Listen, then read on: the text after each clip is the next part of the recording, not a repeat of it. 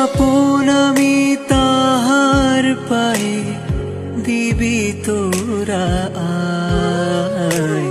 স্বার্থ দিলে মুক্তি পাবি একটি লহমায়, একটি লহমায়।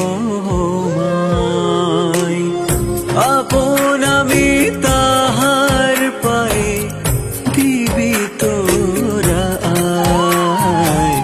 স্বার্থ দিলে মুক্তি পাবি একটি লহমায়, একটি লহমায়। আপন